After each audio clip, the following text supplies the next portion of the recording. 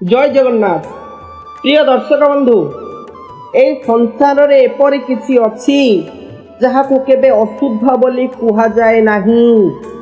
हाँ, पराशर स्मृति रे, पराशर संहिता रे, पारंपरिक व्याख्या रे केतेक एपरि तत्व और व्यक्तिंकर उल्लेख मिले जो मानकू विशेष परिस्थिति रे सदा पवित्र बोली वर्णना करा जाइछि।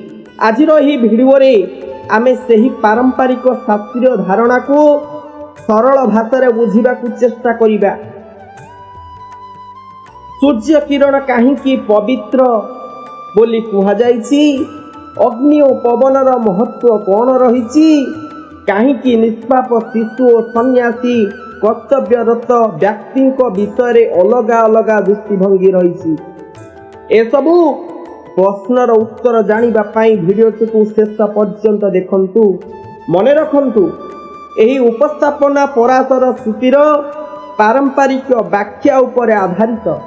विभिन्न परंपरा और पंडितंक मतरे व्याख्यार भिन्नता थाइपारे, तेबे आसंतु जानिबा भक्ति और ज्ञान एवं सनातन परंपरार ही पवित्र यात्रा को आमे आरंभ करिबा एवं ए संपर्क आलोचना करिबा।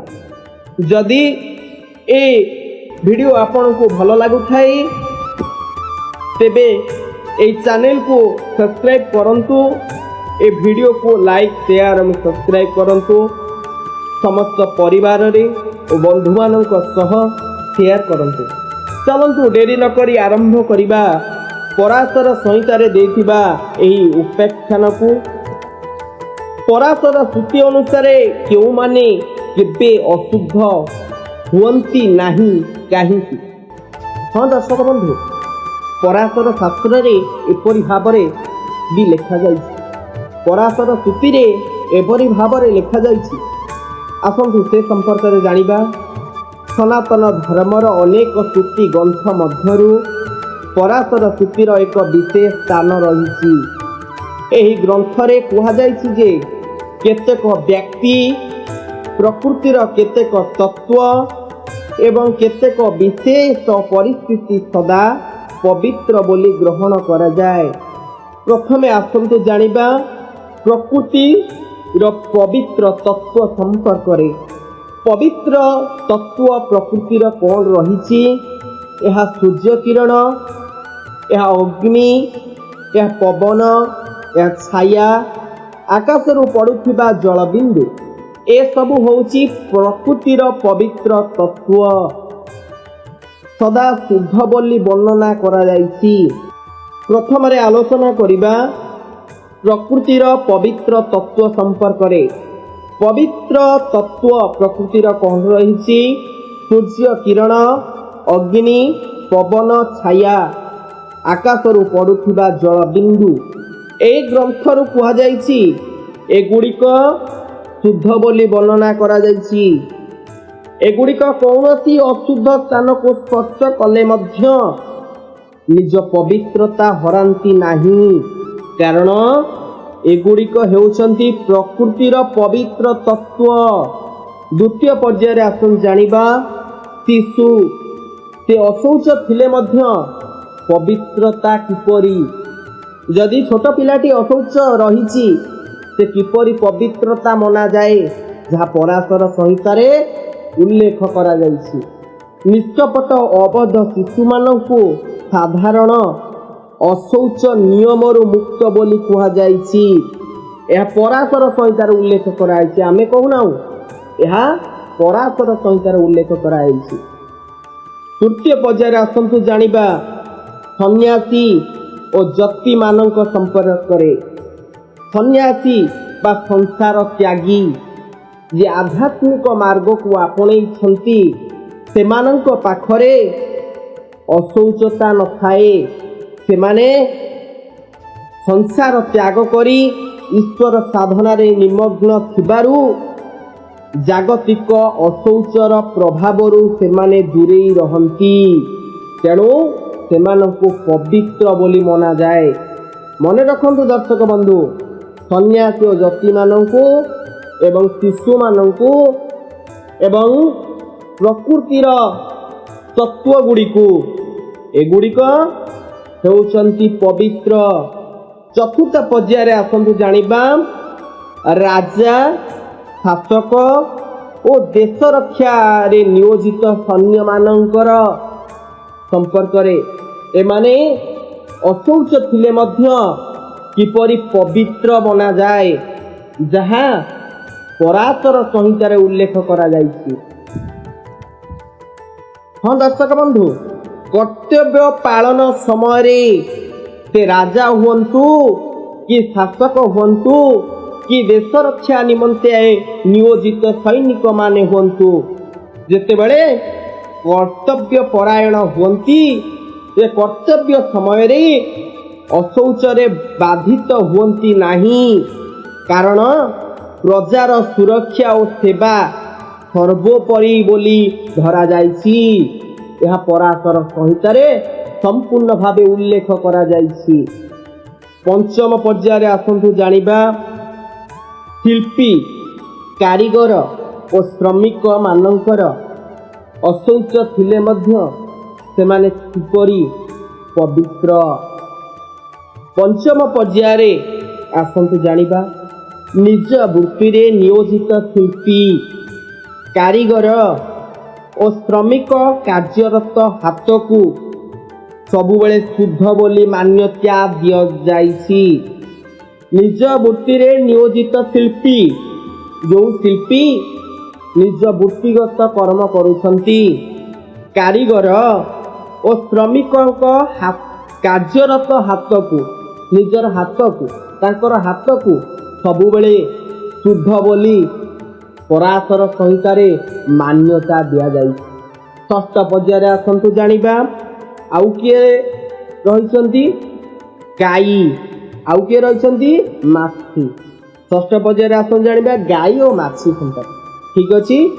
ଗାଈ ଯେତେବେଳେ ଅଶୌଚ, ଗାଈକି ଅଶୌଚ, ସେ ଯେତେବେଳେ ମଳମୂତ୍ର କରୁଛି ତାକୁ ଅଶୌଚ ଆମେ ଧରିବା ନା ପବିତ୍ର ବୋଲି ମନାଯିବା, ତାକୁ ମାନିବା? ଠିକ ଅଛି, ଆସନ୍ତୁ ଜାଣିବା। ଗାଈର ପୁଷ୍ପ ଭାଗ ଓ ଶ୍ୱାସକୁ ପବିତ୍ର ବୋଲି ବର୍ଣ୍ଣନା କରାଯାଇଛି। ସେହିପରି ଭାବରେ ଉଡୁଥିବା ମାଛି କୌଣସି ବସ୍ତୁରେ ବସିଲେ ମାତ୍ର ସେହି ବସ୍ତୁ ଅଶୁଦ୍ଧ ବୋଲି ମନାଯାଏ ନାହିଁ, ଯାହା ପରାଶର ସଂହିତାରେ କୁହାଯାଇଛି। ଯଦି କୌଣସି ମାଛି କୌଣସି ଖାଦ୍ୟ ଦ୍ରବ୍ୟରେ ବସେ, ସେ ଖାଦ୍ୟ ଦ୍ରବ୍ୟ ଅଶୌଚ ହେବ ନାହିଁ, ଏହା ପରାଶର ସଂହିତାରେ ବର୍ଣ୍ଣନା କରାଯାଇଛି। ଶେଷରେ ଆସନ୍ତୁ ଜାଣିବା ଯେଉଁ ବ୍ୟକ୍ତି ଯଜ୍ଞ, ଯେଉଁ ବ୍ୟକ୍ତି ବ୍ରତ ବା ବିବାହ କିମ୍ବା ଦାନ କର୍ମ ଭଳି ପବିତ୍ର କାର୍ଯ୍ୟରେ ସଂକଳ୍ପ କରିସାରିଛନ୍ତି, ସେହି ଅନୁଷ୍ଠାନ ସମାପ୍ତ ହେବା ପର୍ଯ୍ୟନ୍ତ ସେମାନଙ୍କ କର୍ତ୍ତବ୍ୟକୁ ପ୍ରାଧାନ୍ୟ ଦିଆଯାଇଛି। ସେମାନେ ଅଶୌଚ ନୁହନ୍ତି, ସେ ସଦାସର୍ବଦା ଶୌଚ ଅଟନ୍ତି। ଯେପର୍ଯ୍ୟନ୍ତ ସଂକଳ୍ପ କରିଥିବା କର୍ମ ସମ୍ପୂର୍ଣ୍ଣ ହୋଇନାହିଁ।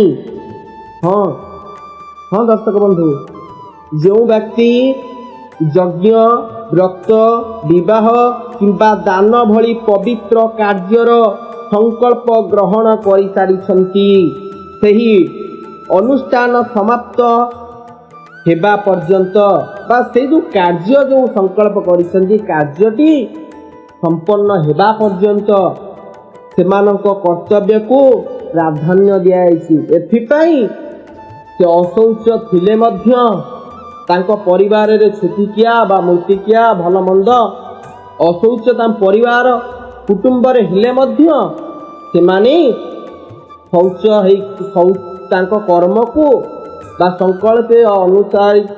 ସଂକଳ୍ପିତ ହୋଇଥିବା କର୍ତ୍ତବ୍ୟକୁ ଦୃଷ୍ଟିରେ ରଖି ସେମାନେ ହେଉଛନ୍ତି ଶୌଚ।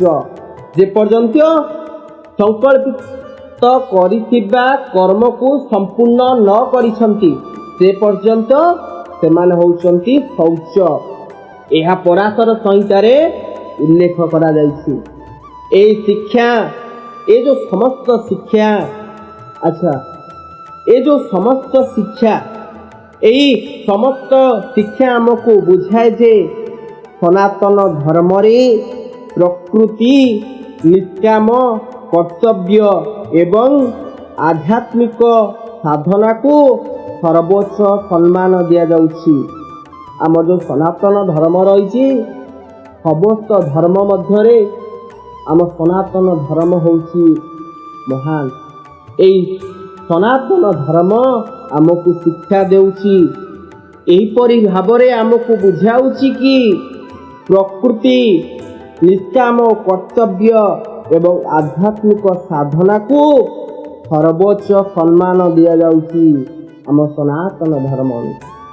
ଏଭଳି ସନାତନ ଧର୍ମ ଶ୍ରୀ ଜଗନ୍ନାଥଙ୍କର ମହିମା ଆଧ୍ୟାତ୍ମିକ ଜ୍ଞାନର ଭିଡ଼ିଓ ପାଇଁ ଆଜି ହିଁ ଗୋଲ୍ଡେନ୍ ସାର୍ଥକ ଚ୍ୟାନେଲକୁ ନିଶ୍ଚିନ୍ତ ଭାବରେ ସବସ୍କ୍ରାଇବ୍ କରନ୍ତୁ।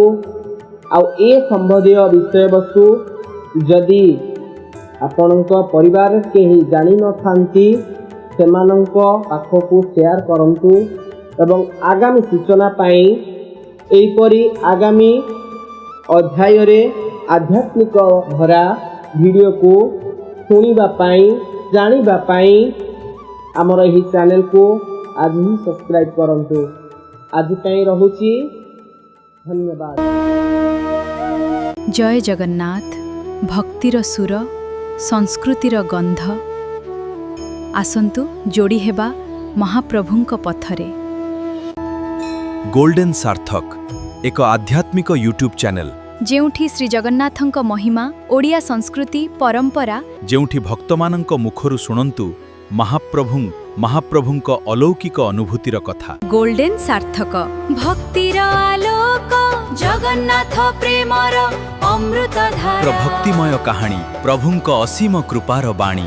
ଆଜି ହିଁ ଗୋଲ୍ଡେନ୍ ସାର୍ଥକ ଚ୍ୟାନେଲ ଦେଖନ୍ତୁ, ଲାଇକ୍, ସେୟାର ଓ ସବସ୍କ୍ରାଇବ୍ କରନ୍ତୁ। ଜୟ ଜଗନ୍ନାଥ।